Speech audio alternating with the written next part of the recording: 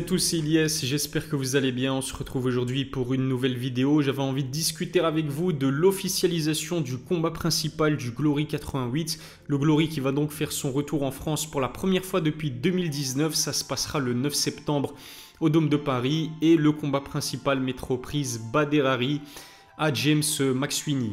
Ce qui est sûr, c'est que pour les fans français de sport de combat, le mois de septembre, il sera tout simplement incroyable. Puisque en plus du Glory qui aura lieu le 9 septembre, vous pourrez aussi compter sur l'Ares 17 le 1er septembre. Potentiellement, normalement, l'UFC Paris le 2 septembre. Et en fin de mois, le PFL aussi, avec normalement un combat de Cédric Doumbé. J'ai même failli oublier le fait que l'Hexagone va co-organiser un événement de MMA avec le Brave qui reste une organisation solide de MMA basée au Bahreïn.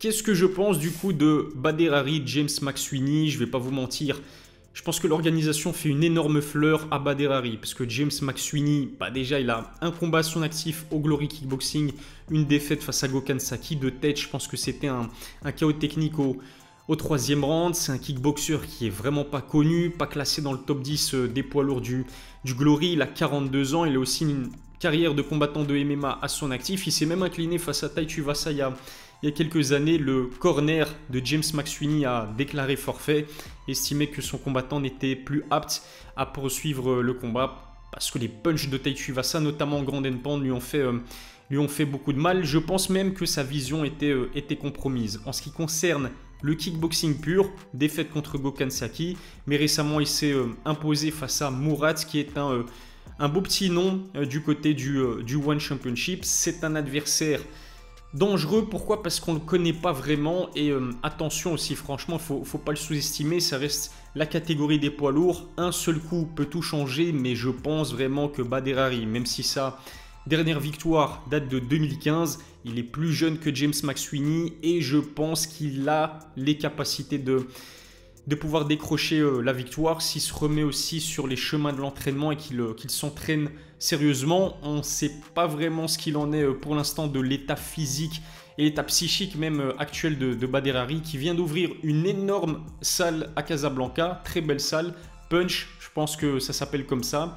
Donc est-ce que Badr Hari a vraiment encore l'envie de combattre? Est-ce qu'il accepte ce combat par obligation pour honorer son contrat, sa parole avec le Glory, pour faire de l'argent aussi, parce que le combat, le kickboxing, c'est une manière pour lui de gagner sa vie? Ou est-ce qu'il a accepté ce combat vraiment pour l'envie et la motivation et pour l'amour du sport? Eh bien, on en saura un petit peu plus dans les prochaines semaines et les prochains mois. En tout cas, c'est clairement une fleur que fait le Glory Kickboxing à Badr, parce que ce que veut le Glory, c'est permettre à Badr de participer à son tournoi, le Grand Prix des poids lourds, qui sera organisé en décembre.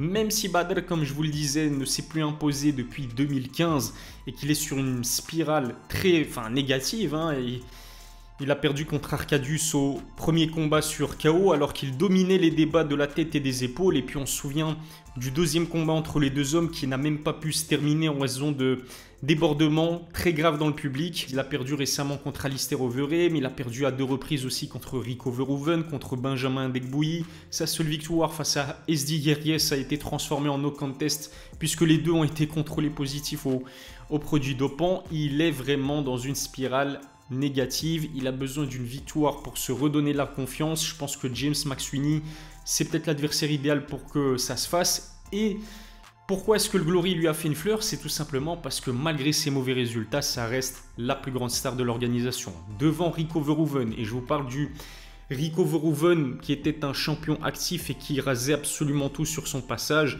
Badr vend des pay-per-view, arrive à déplacer les foules et génère énormément de cash pour l'organisation. J'ai du mal à concevoir un tournoi des poids lourds du Glory Kickboxing sans Badr Hari qui, qu'on le veuille ou non, malgré les mauvais résultats, reste une légende absolue du kickboxing. Pour le bien du kickboxing et surtout pour le bien du Glory, il faut que Badr Hari participe à ce tournoi, mais ça passera avant tout par une victoire contre James McSweeney parce que ce combat est directement qualificatif pour le Grand Prix. Ce prochain combat de Badr Hari, ce sera sa deuxième en France puisque les plus vieux d'entre nous s'en souviennent encore. En 2011, il avait combattu à Lyon, il avait affronté Grégory Tony, il s'était imposé sur KO au premier round au bout de 2 minutes 43 de combat et on le sait, Badr, il a une fanbase tout simplement gigantesque en France et que le public sera totalement acquis à sa cause et peut-être que ça va lui permettre de rentrer dans son combat dans de très bonnes conditions. En tout cas, s'il gagne, c'est tout bénef pour la suite de sa carrière puisqu'il se qualifie directement pour le tournoi des poids lourds. S'il perd, je pense qu'il y a de grandes chances pour que cette fois-ci, il mette définitivement un terme à sa carrière. D'ailleurs, le dernier combat de Badr, j'y étais, c'était au Glory Collision 4 à Arnhem. Il affrontait Alistair Overeem dans une trilogie qui n'était pas vraiment attendue par les fans de kickboxing parce que les deux ont depuis de très nombreuses années dépassé leur prime. Le combat était franchement passionnant et Alistair Overeem l'a emporté sur décision unanime. Il a même réussi à infliger un knockdown à Badr Hari qui était pourtant beaucoup plus actif que lui en kickboxing. Le dernier combat de kickboxing d'Alistair datait de 2010. Le dernier combat d'Alistair tout court qui s'est fait à l'UFC où il s'est fait pulvériser, j'ai envie de dire, par Alexander Volkov, datait de plus d'1 an au moment du combat. C'est-à-dire qu'Alistair n'était pas du tout un combattant actif. En plus, il est âgé. Comme je vous le disais, il a depuis longtemps dépassé son prime. Ça ne l'a pas empêché de surclasser en quelque sorte Badr Hari. Sauf que, on l'a appris il y a quelques mois, Alistair Overeem a été contrôlé positif aux produits dopants. On ne sait pas encore avec précision quelle est la substance pour laquelle il a été contrôlé. En tout cas, il a été suspendu 12 mois à compter du mois de novembre. Ce qui veut dire qu'il pourrait quand même participer au tournoi des poids lourds en décembre mis en place par le Glory. Et du coup, le résultat qui était une décision unanime en faveur d'Alistair a été transformé en no contest. À la suite de cette défaite, Badr avait annoncé sa retraite de manière assez logique. Pour moi, je pense que il devrait raccrocher les gants. Il aurait peut-être même dû raccrocher les gants il y a quelques combats auparavant. Badr a décidé de continuer sa carrière de kickboxing parce que l'optique de participer au tournoi et peut-être de se voir offrir en quelque sorte 500 000 $, ça reste quand même intéressant. Et puis même du côté du Glory, pouvoir compter sur Badr Hari, surtout en ce moment, c'est très intéressant parce que la catégorie des poids lourds, elle est dans un état quand même assez préoccupant avec Alistair Overeem du coup suspendu 12 mois pour dopage. Pareil pour Jamel Bensadi qui est un grand nom de la catégorie, qui est une terreur chez les heavyweights du Glory Kickboxing, qui a été suspendu pour 15 mois pour les mêmes raisons. Rajoutez à cela que Rico Verhoeven, le champion incontesté de la catégorie, n'a plus combattu depuis fin 2021, qu'il s'est gravement blessé au genou, que normalement il devait affronter Antonio Plazibat pour défendre son titre et que ça ne se verra, on ne verra pas Rico Verhoeven faire son apparition au Glory Kickboxing dans un avenir proche. À mon avis, sa convalescence, elle va encore prendre plusieurs semaines, voire même plusieurs mois. Il y a aussi un combat pour le titre intérimaire qui va bientôt être organisé au Glory Collision 5 entre Antonio Plazibat et Tariq Ozaro qui s'entraînent tous les deux au Mike's Gym. Ce sont tous les deux des coéquipiers. Normalement, du coup, le vainqueur de ce combat devrait affronter Rico Verhoeven pour la ceinture de la catégorie des poids lourds.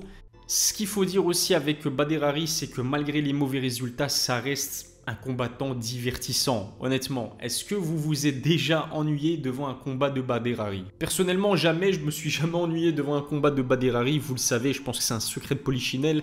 Je suis un grand fan du Golden Boy. J'ai suivi avec beaucoup d'attention sa carrière au K1 et son style incroyable, agressif, explosif, les KO de légende qu'il a mis. Non, c'est vraiment un combattant particulier, hein. Même Joe Rogan qui en parlait dans son podcast, Badr Hari est la plus grande star de l'histoire du kickboxing. Et du coup, on ne s'ennuie jamais, effectivement, même lorsqu'il perd. On se souvient de sa défaite contre Arkadiusz lors du premier combat. Et là, franchement, pour le coup, c'était le plus beau visage qu'a jamais affiché Badr Hari au Glory. Avec aussi peut-être le rematch contre Rico Verhoeven. Je rappelle que c'est le premier combattant au Glory à avoir réussi à infliger 2 knockdowns à Rico Verhoeven. Ça veut tout dire. Ça veut dire que Badr Hari, qui est réputé pour sa puissance, il a encore des restes de son illustre passé. Il cogne dur. Et techniquement aussi contre Arkadiusz lors du premier combat, c'était plutôt beau à voir. Le fait qu'il décide de tabasser le corps d'Arkadiusz. 2 knockdowns, 2 têtes, voire même 3 au total sur le combat. Il était à 2 doigts de l'emporter. Et puis il a fallu qu'il se fasse punir sur un contre d'Arkadiusz, sans même parler du deuxième combat qui a été stoppé pour des débordements dans le public. Bref, qu'il gagne ou qu'il perde ou qu'il y ait no contest comme contre Alistair Overeem, il y a toujours quelque chose de spectaculaire qui se fait avec Bader Hari. Quand Bader Hari pénètre sur un ring de kickboxing, on sait qu'il y a une dinguerie qui va se passer, en espérant pour Bader que la prochaine dinguerie qui va se passer le 9 septembre au Glory 88, ce sera une victoire sur un énorme KO. Je pense que ce serait plus bénéfique pour sa carrière qu'un no contest sur dopage ou qu'un combat arrêté pour des débordements et des bagarres dans le public. Voilà en tout cas ce que je pouvais dire concernant le combat principal du Glory 88 qui va opposer Bader Hari à James McSweeney le 9 septembre au Dôme de Paris. Le vainqueur sera qualifié directement pour le grand tournoi mis en place par le Glory dans sa catégorie des poids lourds qui aura lieu du coup au mois de décembre. Si ça n'est pas encore le cas, abonnez-vous à ma chaîne, activez la cloche pour recevoir les notifications, lâchez un pouce bleu, ça fait toujours plaisir. Je vous remercie de m'avoir suivi, je vous donne rendez-vous très vite pour une nouvelle vidéo. D'ici là, prenez soin de vous.